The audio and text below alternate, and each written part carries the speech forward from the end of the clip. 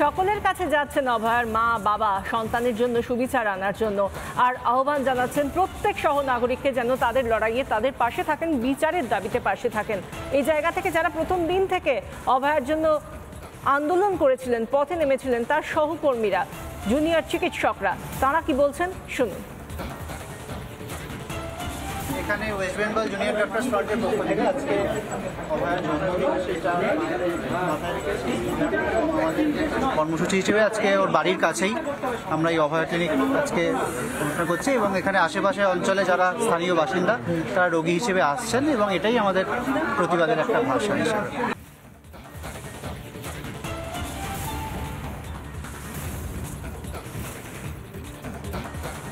আজকের এই বিশেষ দিনে যেখানে গোটা রাজ্য নিজের মেয়েকে, যে মেয়েকে আমরা হারিয়ে সবাই কোথাও না কোথাও গিয়ে নিজেদের দিকে তাকিয়েছিলাম যে কোন রাজ্যে বসবাস করছি, কোথায় নারীর নিরাপত্তা, যেখানে একজন কর্তব্যরত চিকিৎসক সরকারি হাসপাতালে ধর্ষণ হয়, তার খুন হতে হয় তাকে, এবং তারপরেও তিনি বিচার পেলেন না 6টা মাস চলে যাওয়ার পরেও। এই নিয়ে কি বলছেন কেন্দ্রীয় শিক্ষামন্ত্রী ধর্মেন্দ্র প্রধান, শুনুন।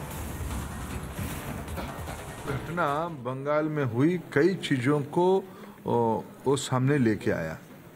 जो लोग उसमें संश्लिष्ट थे वो लोग कौन थे?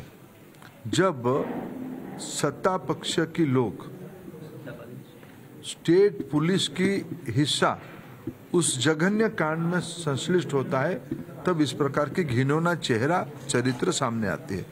मेरा इस देश की न्यायिक व्यवस्था पे, जो एजेंसियां उसमें जुड़े हुए हैं, उन पे पूरा भरोसा है। जितना ही जल्दी हो उस पीड़ित परिवार को न्याय मिले।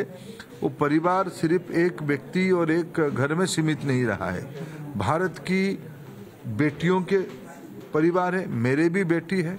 हम सभी की सेंटिमेंट, विशेष करके भारत की नई पीढ़ी की कामकाजी बच्चियों का और नई पीढ़ी के सेंटिमेंट उसके साथ जुड़ा है।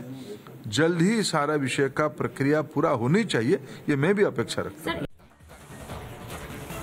আজ তার জন্মদিন, আর কোনোদিনও তিনি বাড়ি ফিরবেন না, তাদের মেয়েও আর কোনোদিন বাড়িটায় ফিরে আসবে না।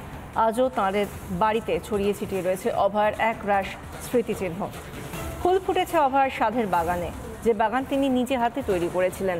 জন্মদিনের আগে অভয়ার বাড়িতে সিনিয়র এডিটর স্বর্ণালী সরকার কথা বললেন তার মা বাবার সঙ্গে। জন্মদিনে আপনি বলছিলেন, আমি বলছিলাম যে ফুল গাছের কথা বারবার ওনারা বলছিলেন। অভয়ার নিজের কেনা যে ফুলগুলো বারবার নিয়ে আসা হতো, যে চারাগুলো নিয়ে আসতো, সেগুলো কি এখনো বাড়িতে রয়েছে কাকিমা?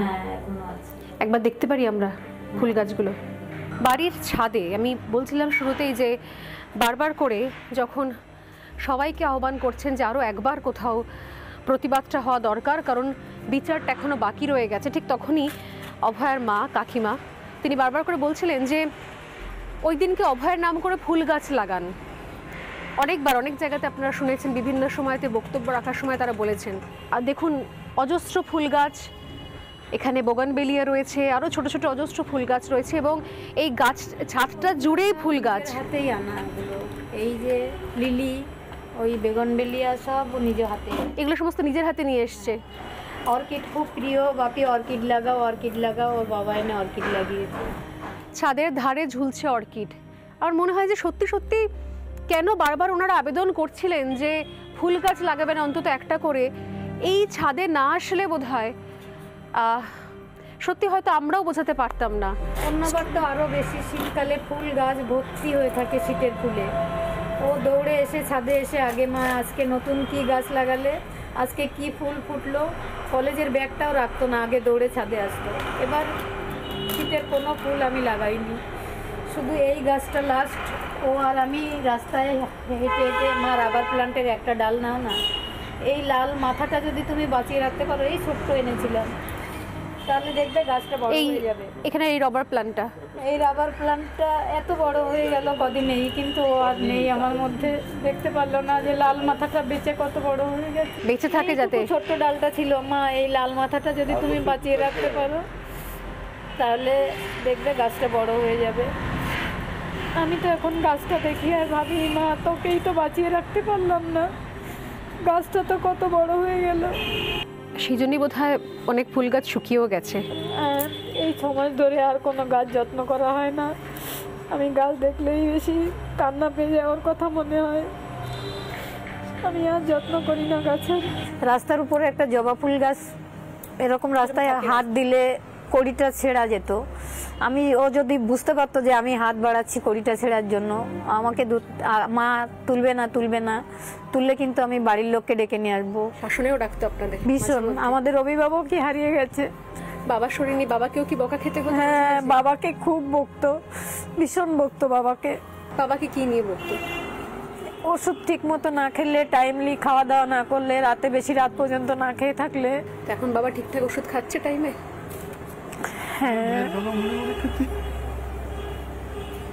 ঈশ্বর আপনাদের অন্তত সুস্থ রাখুন এবং যত দ্রুত সম্ভব এই লড়াই আপনাদেরকে জয়ী করুন। আর এইটুকুই শুধুমাত্র ঈশ্বরের কাছে প্রার্থনা যে ঈশ্বর আপনাদের অন্তত সুস্থ রাখুন। আজকে এই ফুল ভর্তি একটা ছাদে দাঁড়িয়ে একটা লাইনে মনে হচ্ছে যে পোড়ার মুখে শুধু ফুল হয়ে রয়ে গেল।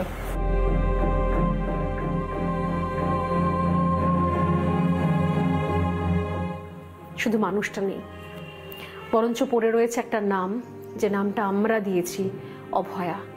কিন্তু এই নাম নিয়ে তো বাঁচার কথা ছিল না।